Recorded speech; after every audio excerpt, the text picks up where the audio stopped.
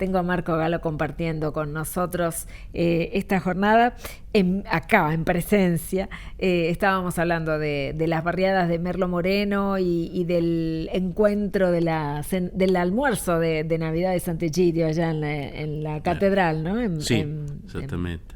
Así que bueno, bienvenido, Marco. Gracias, Gabriela. Gracias por estar acá con nosotros para hablar de, el desafío para la Iglesia en este tiempo, ¿no? Vivimos en un mundo complicado. El Papa Francisco lo había definido muy bien. Estamos viviendo una tercera guerra mundial en pedacitos, ¿no? En pequeñas partes.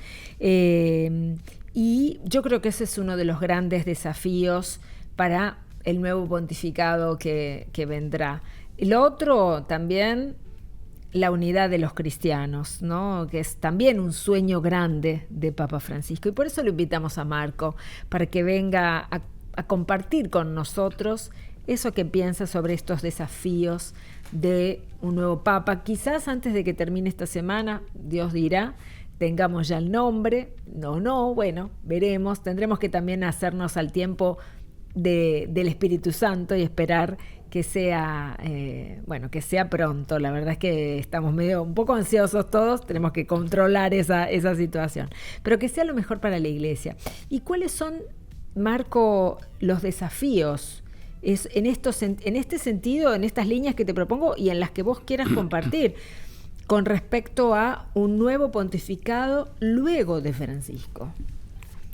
Ma tu justamente ricordava questa espressione profetica di Papa Francisco de esta guerra mundial en pedazos. E penso que hoy asistimos y vemos un mundo a pedazos, un mundo fragmentado por los conflictos, fragmentado por la violencia, por el desinterés, por un gran, encierro, ¿no? Pienso todo el tema de los migrantes. El otro día veía algunas imágenes del sur del Sudán, la situación dramática en el Sudán, donde hay 14 millones de personas a riesgo. Papa Francisco recordaba recientemente todo el tema, de poder construir un fondo mundial contra el hambre, ¿no? En cambio de gastar dinero por armamento, ¿no? Su continuo llamamiento hacia la paz. Pienso que esto seguramente es uno de los grandes desafíos, o sea, cómo construir hoy un mundo en paz, un mundo donde se puede convivir entre diferentes. Sí. Esto è sicuramente il primero, yo diría, desafío proprio per evitare che il mondo caiga en pedazos, donde el riesgo concreto de una deflagración nuclear no es tan lejana. Tantas veces nosotros tenemos el riesgo de vivir un poco como sonámbulos, entonces pensando, y cuando llega la cosa, uno queda un poco asombrado, no pensaba que podía pasar esto. Entonces yo pienso que el primer problema es un problema geopolítico, diríamos.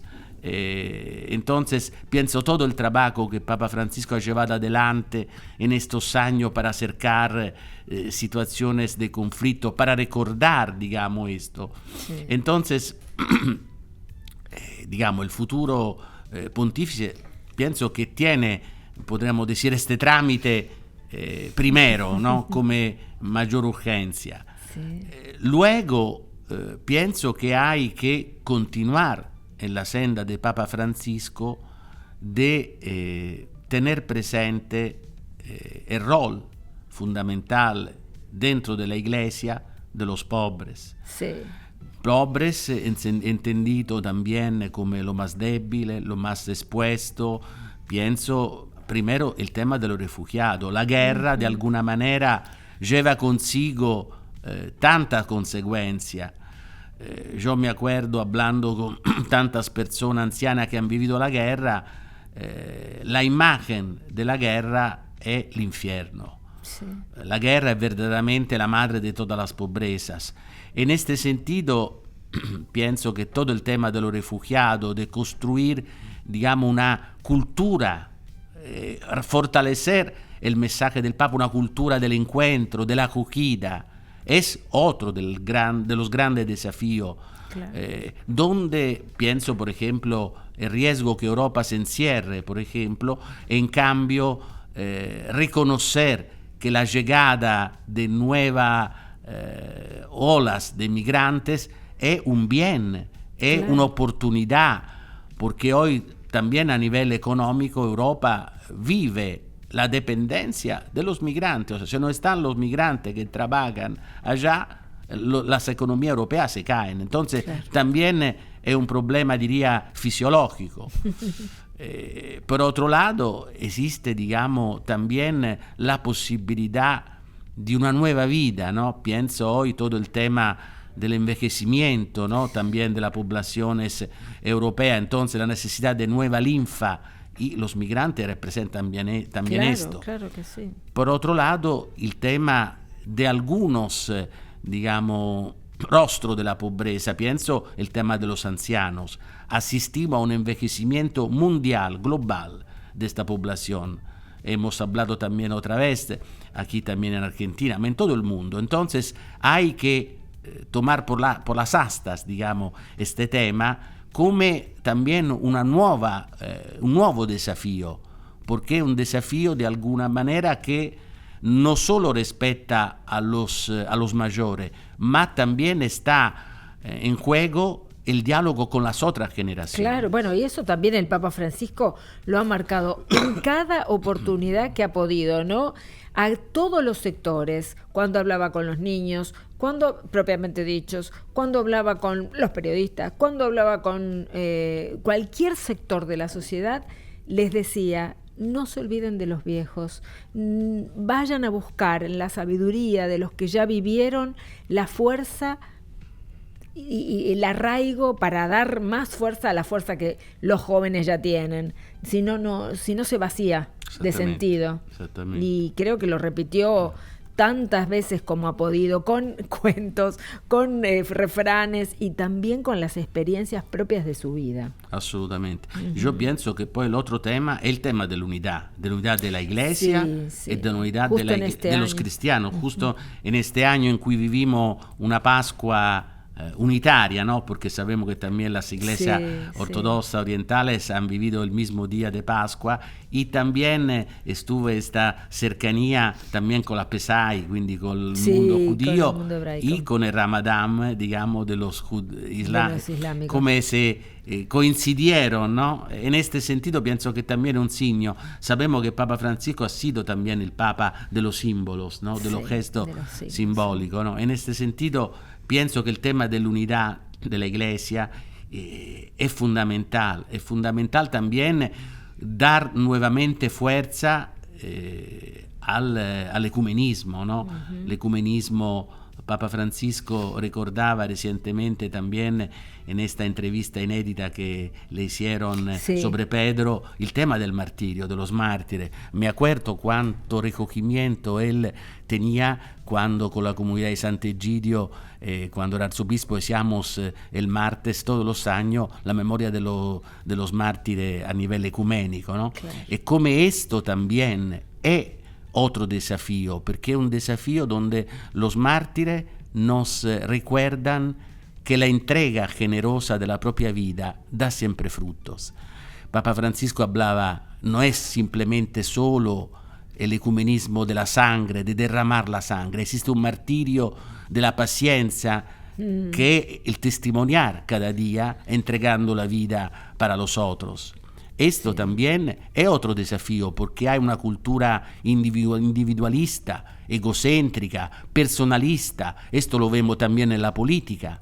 Entonces, construir un nosotros que es construir una iglesia donde la vida de los creyentes fluye en la fraternidad, fratelli tutti. Sí, además pensando que este año también es el año del aniversario del Concilio de Nicea, también ahora, en estos meses, en este mes. Sí, exactamente. Así que él estaba le había puesto mucha intención, digamos, mucha fuerza a que se trabajara, había instruido a muchos para que trabajaran, al cumplirse 1700 años del concilio, que se pudiera trabajar en esto, ¿no? En la unidad, en el ecumenismo, en la unión, en la unión que nos inspira Jesucristo, ¿no? Nuestro gran maestro y pastor. Lo que tú dices es muy importante porque el creo, digamos, Sí. son las raíces de nuestra fe. Claro. Y también volver a las raíces del Evangelio. Esto también es el desafío, poner nuevamente con fuerza lo que ha sido el mensaje de Papa Francisco, poner el Evangelio en la vida, en la historia. El Evangelio es siempre anclado en la historia. Papa Francisco nos ha mostrado con su amor evangélico cuánto el Evangelio puede cambiar la vida, puede cambiar la historia de los hombres. Sí, sí, totalmente de acuerdo. Y pienso igual, no sé vos que seguramente has seguido, estamos siguiendo las reuniones, las congregaciones generales de los cardenales que se reúnen. Hoy por 10ª vez se reunieron en el aula del sínodo, y en esas reuniones se tocan todos estos temas y todos los cardenales pueden decir, tomar la palabra y presentar cada uno de esos desafíos para el nuevo pontífice. Y están todos, incluso el papel de las mujeres también en la iglesia, y los pobres, como había dicho Marco recién, y la unidad de los cristianos, y la pandemia, y lo que nos permite entender no sé, el papel de la iglesia durante la pandemia. Hoy se habló de ese tema. La verdad es que yo creo que todos los cardenales, al tocar todos estos temas, van meditando en su corazón qué es lo que la iglesia necesita, y después, en el día del conclave, o cuando empiece el conclave, tomarán la decisión, ¿no? Sí, yo pienso que Papa Francisco nos ha también enseñado el arte del discernimiento. En estos días los cardenales están trabajando proprio sobre el tema del discernimiento.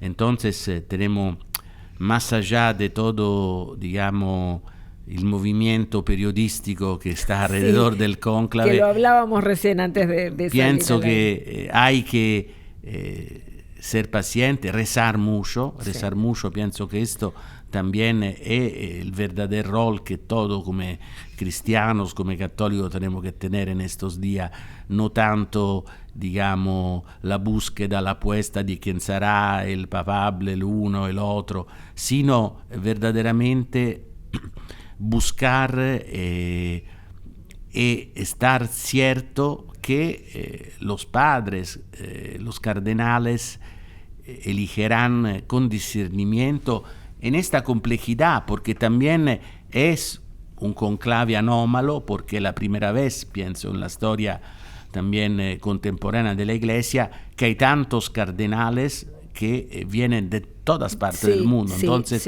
existe el problema de conocerse, ¿no? De encontrarse. Tantas veces hay, como dire, una prisa, ma recordémonos siempre que el tiempo de la Iglesia no es el tiempo de los hombres. Entonces, para mí también en estos días hay un po' el riesgo de juzgar con categorías mundanas, que es exactamente el riesgo que Papa Francisco recordaba. Cuidado a no hacer entrar la mundanidad también en la iglesia. Exactamente, y pensaba también una cuestión. El otro día estaba recordando unas palabras de Andrea Tornielli, el director editorial de Vaticano, del Observatorio Romano, de todos los medios de Vaticano. Y él decía, no tenemos que olvidar que también la mirada de Francisco pone el punto sobre que la iglesia vive inserta en el mundo. Los signos de la iglesia tienen que ser los signos de los tiempos, o se amoldan o se unen, caminan juntos, y por eso pensaba yo leyéndolo y recordando eso, el nuevo Papa seguramente va a estar a tono, y ojalá que decía hace un momento el padre Russo, es una elección humana porque son los cardenales los que eligen, pero seguramente el soplo del Espíritu Santo va a influir o a aconsejar para que ese Papa que la Iglesia necesita hoy, después de Francisco, sea el Papa elegido, ¿no? Sí, absolutamente. Yo pienso que también tenemos que siempre recordarnos que todos, también los cardinales, somos seres humanos. Entonces hay una debilidad humana, por esto recurrimos al Espíritu Santo. El Espíritu Santo nos custodia, nos da la fuerza, también pensando que estamos acercándonos a Pentecostés, ¿no? Entonces... Sí. Y el domingo será el domingo del Buen Pastor, ¿no? Sí, Quizá sí. que ya este domingo simbólicamente tendremos, quizá, El lo Espíritu sucesor. Santo lo dirá, un nuevo pastor. Sí, ojalá que sí.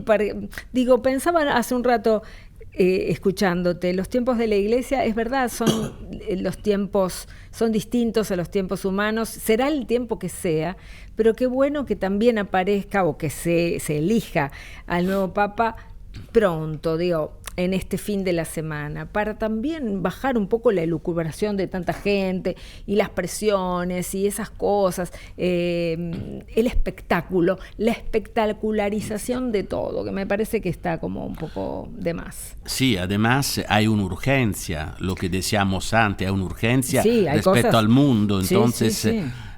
Tu giustamente decías, no, il conclave non è un spettacolo donde uno si pone, non è un partito de fútbol, non è un'opera teatral, è Claro. hombres que, digamos, con responsabilidad dentro de la iglesia se unen para discernir, para pedir en la oración, en el encuentro, en la fraternidad, de dar un nuevo pastor a la iglesia. Entonces, yo pienso que también tenemos, el otro día me sembra el padre Jurkovic, el secretario de prensa, lo explicaba de manera muy clara, muy precisa, el sentido del cónclave, ¿no? Más allá de todo, digamos, las especulaciones periodísticas, ¿no? Me parece que esto también es importante también para colocarlo en el contexto histórico, en el contexto de la historia de la Iglesia. Y quería volver un segundo sobre la representación geográfica de los cardenales. Y en esto quiero volver también al Papa Francisco, porque si bien todavía los cardenales europeos siguen siendo muchos, el Papa Francisco ha sido el responsable, el que ha tomado la decisión de que, por ejemplo, Mongolia tenga un cardenal, que los lugares donde hay una representación menor de católicos tengan su propio cardenal, es decir, alguien que los represente en este cónclave, por ejemplo, y en algunas otras decisiones de la Iglesia importantes, que América tenga más cardenales. Así que me parece que esa universalización de este cónclave es una decisión de Papa Francisco. Sí, pienso que esto es importante porque de alguna manera podríamos decir que el fin de un ciclo, de un movimiento de la Iglesia, se pensemos come Pio XII comenzó a internacionalizar la Santa Sede, ¿no? Come Papa Francisco lo ha llevado este proceso a nivel pastoral, quindi con el nombramiento de tantos cardenales en los lugares más recónditos, donde también hay comunidad cristiana, donde son una minoría. Claro. Pero esto también, como decir, lo que me parece importante es recordar siempre que la Iglesia vive en el servicio, el poder de la Iglesia es el servicio a los otros. Sí. No, Papa Francisco lo decía siempre, ¿no? El verdadero poder nuestro es el servicio. Y esto significa también come anche un pequeño grey de cristiano, de católico en un lugar, tiene un sentido profundo, porque el sentido también de la presencia del Señor. El Señor está en todos lugares. Pienso, por ejemplo, cuánto ha sido importante en estos años los discursos que Papa Francisco ha llevado adelante hacia Tierra Santa, hacia los cristianos que viven en Oriente Medio, ¿no? De donde viene la raíz del cristianismo. Entonces, donde también son minoría, ma cuánto è importante su presenza, e quindi quanto è importante que esta presencia sea de alguna manera sellada da un pastor, ¿no? Claro, claro. Él es el heredero de Pedro, el sucesor de Pedro, y el primero también en la caridad y en el servicio hacia todas las demás, porque es interesante. Y algo lindo que pienso está pasando en este tiempo de las redes y de la multiplicación de la información a una escala impensada en otros cónclaves, e incluso en el anterior o si nos vamos más atrás todavía.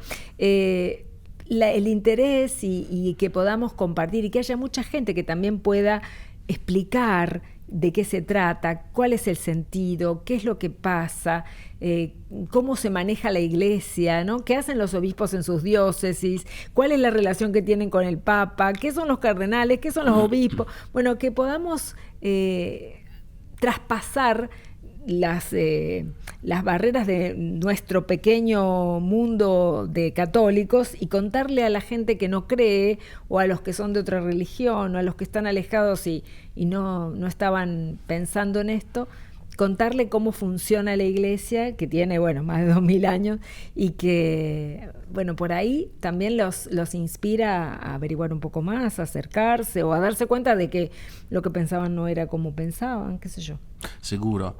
Yo pienso poi l'augurio è también que en este tiempo, sin referencia futbolística, es un tiempo de gallinas, podemos vivir un tiempo de las águilas, sí, o sea, donde podemos elevar nuestra mirada hacia el alto, y también esto lo augurio también para el sucesor de Pedro, que pueda ser este hombre que pueda elevar la mirada y puede ayudarnos a todos a elevar la mirada hacia lo alto, hacia los grandes, hacia un futuro más humano, donde todos podemos vivir en paz. Exactamente, gracias Marco. Bueno, mira, hablando de cardenales, hablando de responsabilidad, estuvimos todo este tiempo hablando con Marco. Yo te agradezco que hayas venido, que hayas compartido tu pensamiento con nosotros. Y para seguir nuestro poliedro, vamos a ver una pequeña reflexión del cardenal Rossi, que habla de esto también. El cardenal Rossi es el arzobispo de Córdoba, y él hablaba de esta cuestión, ¿no? De cómo vivir el cónclave, de cuál es el clima espiritual que tienen, al menos él y otros cardenales, frente a este momento tan importante. Así que te agradezco por haber compartido esto. Gracias a vos. Este ratito. Gran gusto.